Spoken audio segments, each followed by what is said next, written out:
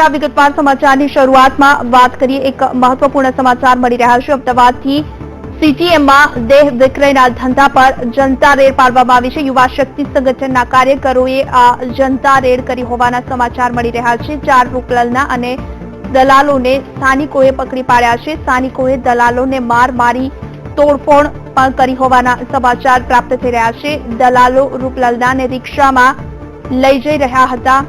નારોલથી નરોડામાં ધંધો બંધ કરવા માંગણી કરવામાં આવી હતી.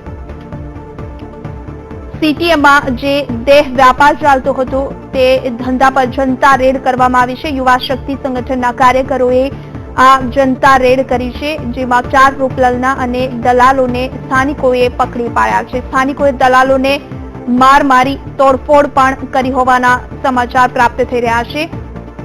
દલાલો રૂપલનાને રિક્ષામાં લઈ જતા હતા. નારોલથી નરોડામાં આ ધંધો બંધ કરવા માટે માંગણી કરવામાં આવી હતી અને આ માંગણીની વચ્ચે હવે જનતાએ ખુદ રેડ પાડી રૂપલના અને દલાલોને પકડી પાડ્યા છે અને દલાલોને માર પણ મારવામાં આવ્યો હોવાના સમાચાર છે. યુવા શક્તિ સંગઠનના કાર્યકરો દ્વારા આ રેડ પાડવામાં આવી હતી અને જેમાં અનેક રૂપલના સાથે સ્થાનિકોએ દલાલોને પણ ઝડપી પાડ્યા. વધુ માહિતી સાથે સંવાદદાતા મિહિર દુધરેજા અમારી સાથે ફોન લાઈન પર જોડાઈ ગયા છે.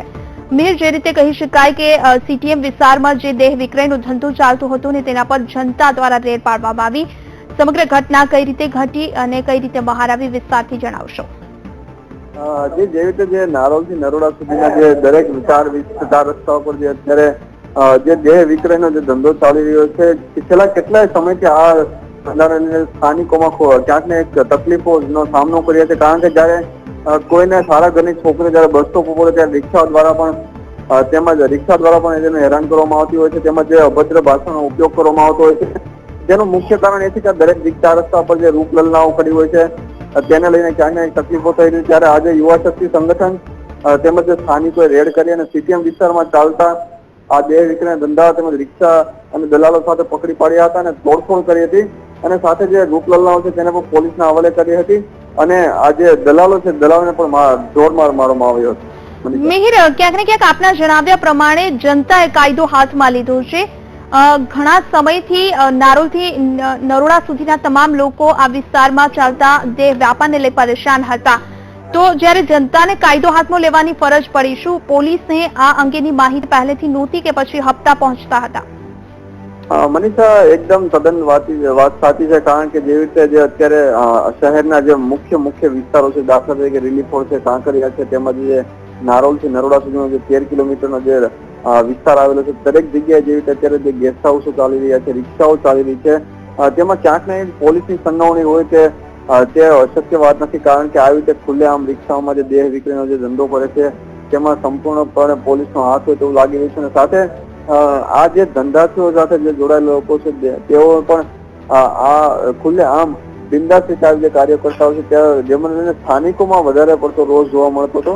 તેને લઈને આજે પગલું હાલ ધરવામાં આવ્યું છે. મિહિર, આ તમામ રૂપલના 4 જેટલી રૂપલનાની ધરપકડ લોકોએ પકડી પાડી છે અને દલાલો પણ ઝડપાયા છે. તમામને પોલીસને હવાલે કરવામાં આવ્યા છે કે નહીં? જી હા, આ તોડફોડ બાદ અત્યારે પોલીસ ઘટના સ્થળે પહોંચી ગઈ હતી. જે રિક્ષામાં તોડફોડ થઈ છે તે રિક્ષા ચાલકો તેમજ જે મહિલાઓને પણ જે પકડીને પોલીસ સ્ટેશન સુધી પહોંચાડવામાં આવી છે. પરંતુ જે રીતે કાયદો અત્યારે આ રૂપલના ઉપર જે પાંગળો સાબિત થઈ રહ્યો છે. કારણ કે જે પકડાયેલા જે લોકો છે તેઓને ફક્ત 100 રૂપિયાના જામીન મળી જશે. 100 રૂપિયાના જામીનમાં તેઓ છૂટી જશે. ત્યારે ક્યાંક ને ક્યાંક વધુ સજા થાય તેવી સ્થાનિકોની પણ માંગ રહેલી.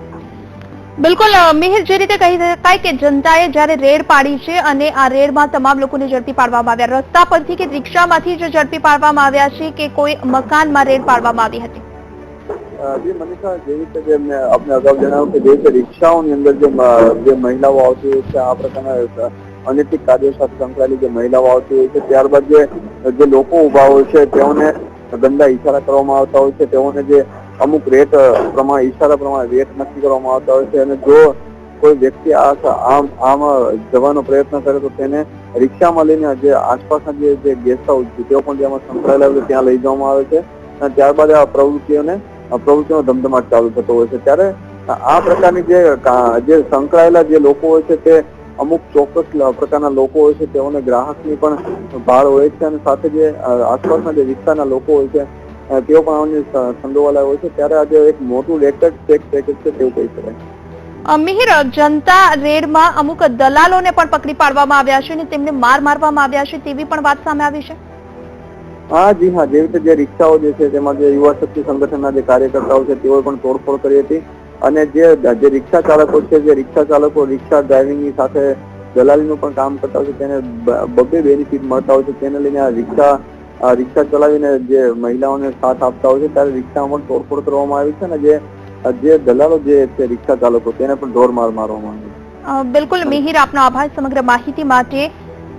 સીટીએમ વિસ્તારમાં જે દેહ વિક્રયનો ધંધો ચાલતો હતો અને તે ધંધાને લઈ તમામ લોકો છેલ્લા ઘણા સમયથી પરેશાન હતા અને હવે જનતા દ્વારા રેડ પાડવામાં આવી અને જનતાએ કાયદો હાથમાં લીધો છે. આપ દ્રશ્યોમાં જોઈ શકો છો 4 જેટલી રૂપલનાની પણ જનતાએ પકડી પાડી છે. રિક્ષામાં તોડફોડ કરવામાં આવી હતી.